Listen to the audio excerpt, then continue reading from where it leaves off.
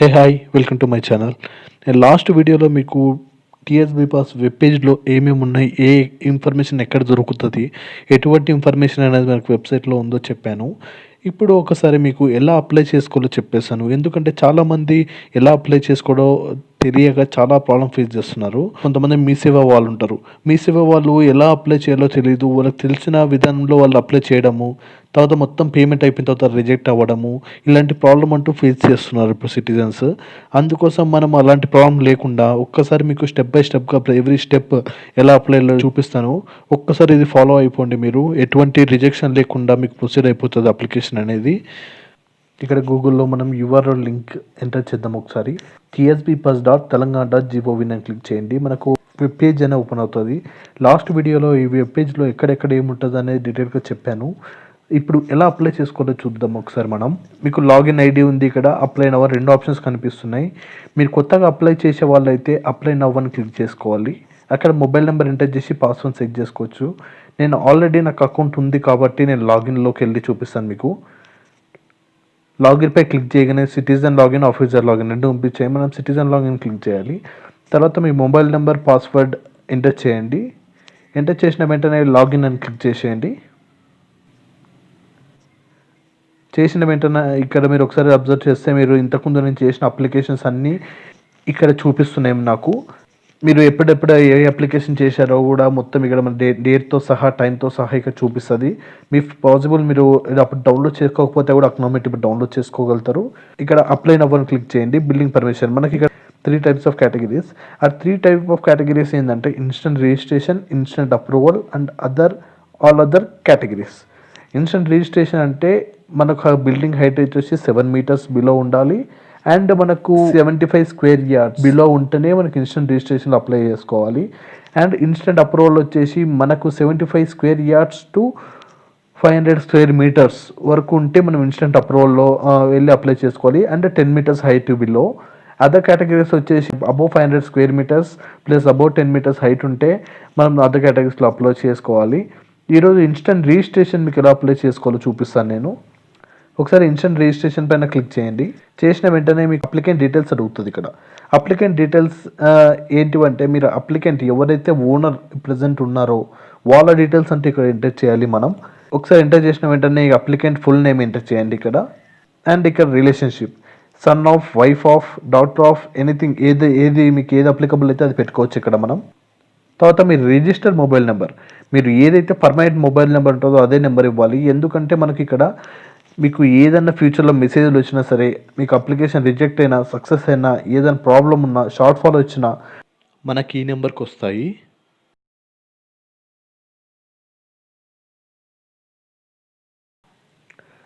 తర్వాత మీ complete address enter చేయండి. ఇక్కడ మీరు ఎక్కడైతే ఉంటున్నారో అడ్రస్ అనేది మొత్తం ఎంటర్ చేయాలి ఇక్కడ.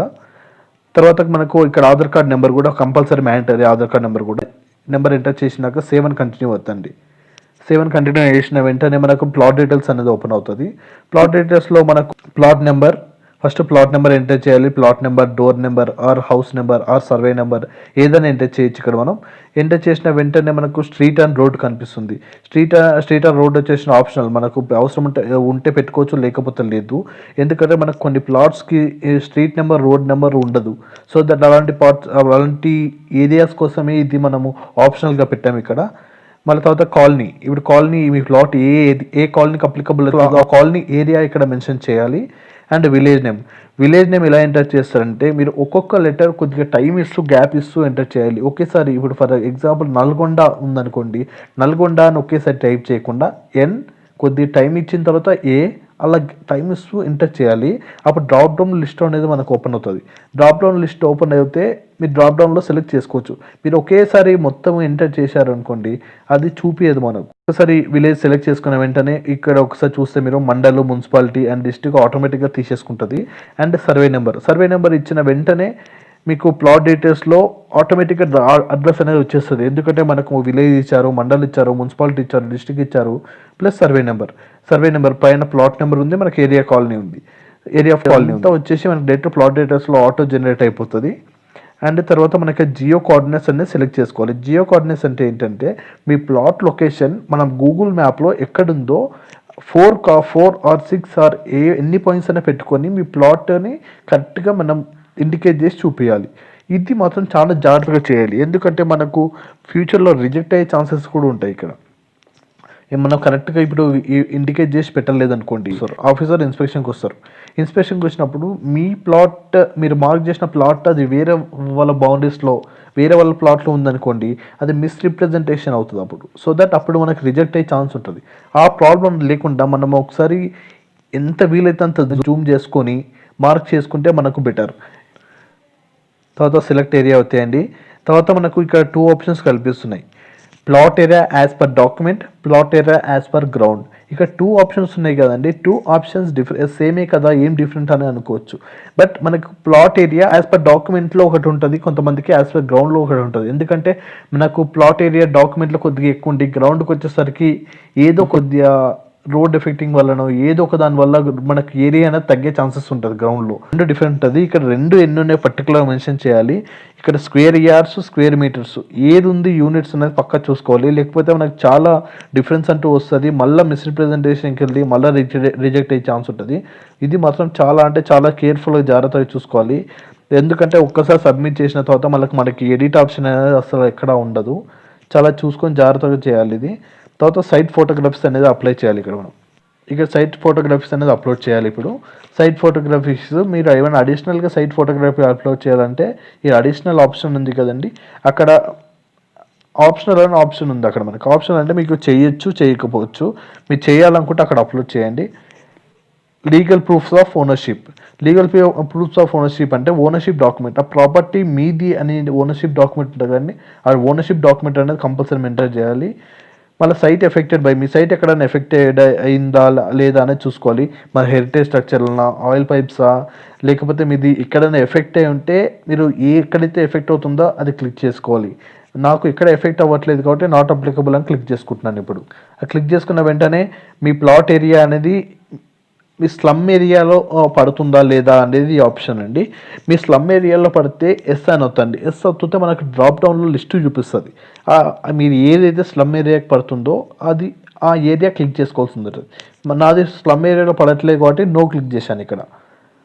తర్వాత సేవ్ అని కంటిన్యూ వచ్చేనే మన బిల్డింగ్ డీటెయిల్స్కి వెళ్ళిపోతాం. ఈ బిల్డింగ్ డీటెయిల్స్లో మన రెసిడెన్షియల్ క్లిక్ చేసుకోవాలి. తర్వాత మన నెట్ ప్లాట్ ఏరియా మనకి ఎంటర్ చేయాలి. ఎక్కడైతే మనకు అక్కడ కూడా ఇచ్చాం మన డాక్యుమెంట్ యాజ్ పర్ గ్రౌండ్, దానికి ఈక్వల్గా వచ్చేలాగా మన నెట్ ప్లాట్ ఏరియా కూడా ఇవ్వాల్సింది ఉంటుంది. తర్వాత మనకు ప్రపోజ్డ్ నెంబర్ ఆఫ్ ఫ్లోర్స్లో నేను సిల్2+2 సెలెక్ట్ చేసుకున్నాను. చాలా మందికి డౌట్ రావచ్చు, సిల్2+2 అంటే మనకు 3 floors కదా, అది 10 meters అవుతుంది, మళ్ళీ బిలో 7 meters కాదు కదా అని డౌట్ రావచ్చు. ఎందుకంటే బిలో 7 meters వరకే మనకి ఇన్స్టెంట్ రిజిస్ట్రేషన్లో అప్లై చేసుకోవడానికి ఛాన్స్ ఉంది. కానీ మనకు ఎందుకు ఏం ప్రాబ్లం కాదు అంటే ఇది మనకు సిల్ట్ అనేది ఎప్పటికీ మనకు ఫ్లోర్లో కౌంట్ చేయరు. ఎందుకంటే సిల్ట్ అనేది మనకు పార్కింగ్ ఏరియా, అది మన గ్రౌండ్ లెవెల్ కన్నా బిలోలో ఉంటుంది. సో దట్ మనం అది సిల్ట్ని ఎప్పటికీ ఒక ఫ్లోర్లా కన్సిడర్ చేయము. కాబట్టి జస్ట్ 2 floors మాత్రమే ఇక్కడ కన్సిడర్ చేస్తుంది. అందుకోసం నేను సిల్2+2 అప్లికబుల్ అయింది. ఇక్కడ సేవ్ అని కంటిన్యూ వచ్చేయండి. వచ్చిన తర్వాతకి మీకు రివ్యూ అండ్ సబ్మిట్లో డీటెయిల్స్ అనేది చూపిస్తుంది. ఇక్కడ ఒక్కసారికి 2 సార్లు మరీ చెక్ చేసుకోవాలి డీటెయిల్స్ అనేది. ఏమైనా మిస్టేక్ ఉంటే బ్యాక్ వెళ్ళి మళ్ళీ అప్లై చేసుకోవాలి. కానీ ఒక్కసారి సబ్మిట్ చేసిన తర్వాత మనకు ఎటువంటి ఎడిట్ ఆప్షన్ అనేది ఉండదు. ఎటువంటి ఏమైనా మిస్టేక్ చేసినా కూడా ఏం ఆప్షన్ ఉండదు, రిజెక్ట్ అయిపోతుంది. మనీ పేజ్ పెడుతున్నారు కాబట్టి చాలా జాగ్రత్తగా చూసుకొని అప్లై చేసుకోవాల్సింది ఉంటుంది. తర్వాత ఇక్కడ కండిషన్స్ ఉన్నాయి. మనకి కండిషన్స్ కూడా ఒక్కసారి చదవాలి. మీరు కండిషన్స్ ఫస్ట్ వచ్చేసి మనకు మీ ఓనర్షిప్ డాక్యుమెంట్ కరెక్ట్ పెడుతున్నాం లేదా, ఎస్ ఒత్తుతే కరెక్ట్ పెట్టాలి మన ఓనర్షిప్ డాక్యుమెంట్ అనేది. తర్వాత సిల్2+2కి అప్లై చేసుకుంటున్నాం. తర్వాత మన రెస్ట్రిక్టెడ్ జోన్లో వస్తుందా, మీకు ప్రొహిబిటెడ్ ల్యాండ్లో వస్తుందా, గవర్నమెంట్ ల్యాండ్లో ఏమన్నా మీ సైట్ ఎఫెక్ట్ అయిందా అని అడుగుతున్నారు. లేదని చెప్తున్నాం అంటే అక్కడ ఎఫెక్ట్ అయితే మళ్ళీ రిజెక్ట్ అయ్యే ఛాన్స్ ఉంటుంది. కాబట్టి పాయింట్లన్నీ జాగ్రత్తగా చదవండి మనం, లేదంటే తర్వాత రిజెక్ట్ అయ్యే ఛాన్సెస్ చాలా హెవీగా ఉంటాయి మనకు. తర్వాత మనకు 6 trees ప్లాన్ చేస్తామని ఉంది. ఇక్కడ 69 square yardsకి అప్లై చేస్తున్నాం. అండ్ మీ అప్లికేషన్ ఫీ వచ్చేసి 1 rupee. తర్వాత సేవ్ అని కంటిన్యూ వచ్చేయండి. ఈ పాయింట్స్ అన్ని క్లియర్గా చదివి మార్క్ చేయండి. అగ్రీయింగ్ కంటిన్యూ వచ్చేయంగానే మీకు చూస్తే ఇక్కడ అక్కడ డౌన్లోడింగ్ అని పడిపోయింది. మీకు అక్కడ అక్నామిట్ అనేది డౌన్లోడ్ అయిపోతుంది. ఇప్పుడు మీకు ఆ డౌన్లోడింగ్ అని పడిన తర్వాత డౌన్లోడ్ అనే ఆప్షన్ క్లిక్ చేయాలి. ఎందుకంటే మనకు ఆటోగా డౌన్లోడ్ అవ్వదు.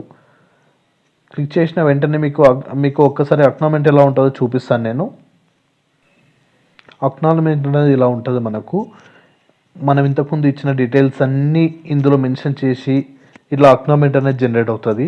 మీరు అక్కడ ఏవైతే కండిషన్స్ ఓకే చేశారో అది కూడా మనకు ఇక్కడ చూపిస్తుంది. పాయింట్ బై పాయింట్ ఏవైతే రూల్స్ ఫాలో అవ్వాలో చూపిస్తుంది. ఒకసారి పాయింట్ బై పాయింట్ మన రూల్స్ అన్ని ఫాలో అయ్యి కన్స్ట్రక్షన్ అనేది చేయాలి. ఎందుకంటే రిజెక్ట్ అవ్వకుండా ఉండాలంటే మనం ప్రతి స్టెప్ ఫాలో అవ్వాల్సిందే.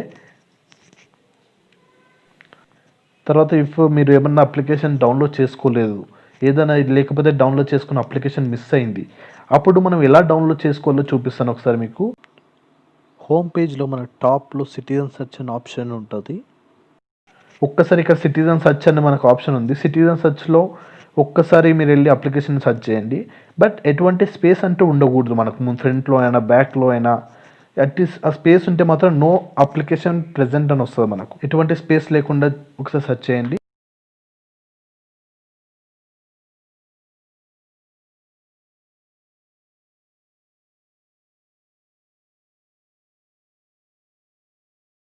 సెర్చ్ చేసిన వెంటనే మనకు డీటెయిల్స్ చూపిస్తుంది. ఒకసారి చూస్తే ఫైల్ నెంబర్ యుఎల్బి లిస్టిక్ applied on completed on status అంటే మనకు స్టేటస్ వచ్చేసి వెరిఫికేషన్ అండర్ ప్రాసెస్. వెరిఫికేషన్ అనేది అండర్ ప్రాసెస్లో ఉంది. మీరు ఎప్పుడు అప్లై చేశారో December 31 అది డేట్ ఇక్కడ ఉంది మనకు. అండ్ నల్గొండ యుఎల్బిలో మీరు ఏ యుఎల్బికి వస్తుంది అనేది మీ అప్లికేషన్ నెంబర్ ఉంది అక్కడ. అది ఒక్కసారి వ్యూ క్లిక్ చేసిన తర్వాత వ్యూ క్లిక్ చేసిన వెంటనే మీకు ఎగ్జాక్ట్గా ప్లాట్ డీటెయిల్స్ అన్నీ మీరు ఏవి ఇచ్చారో ఏం కథనో మొత్తం ఇక్కడ డీటెయిల్స్ A to Z మనకి ఇక్కడ ఉన్నాయి. అండ్ మనకి ఇక్కడ అక్నాలెడ్జ్‌మెంట్ అని కింద యారో మార్క్ ఉంది. మీకు డౌన్లోడ్ కాకపోతే ఇంతకుముందు డౌన్లోడ్ చేసుకోవడం మర్చిపోయింటే మనం అక్కడ డౌన్లోడ్ చేసుకోవచ్చు. ఇంత సింపుల్గా అయిపోయింది చూసారా. సో దట్ మీరు చాలా కేర్ఫుల్గా వేరే వాళ్ళ థర్డ్ పర్సన్ని కాంటాక్ట్ లేకుండా ఎవరి కాంటాక్ట్ లేకుండా మీ అప్లికేషన్ మీరు చాలా కేర్ఫుల్గా చేసుకోవచ్చు. ఇదే ప్రాసెస్ ఫాలో అయ్యి మీరు స్టెప్ బై స్టెప్ నీట్గా అప్లై చేసుకొని సక్సెస్ఫుల్ చేసుకోవచ్చు. ఇలానే నేను ముందు చాలా వీడియోస్ చేస్తాను. మీకు నచ్చితే లైక్ చేయండి, సబ్స్క్రైబ్ చేయండి, కామెంట్ చేయండి. మీకు ఏమైనా డౌట్స్ ఉంటే కూడా మీరు కామెంట్లో అడగవచ్చు. అండ్ మీకు కింద నా మెయిల్ ఐడి ఇస్తాను. ఒక్కసారి మీ డౌట్ ఉంటే కూడా ఆ మెయిల్కి మెసేజ్ చేయొచ్చు. డెఫినెట్గా మేము ఆన్సర్ ఇస్తాము.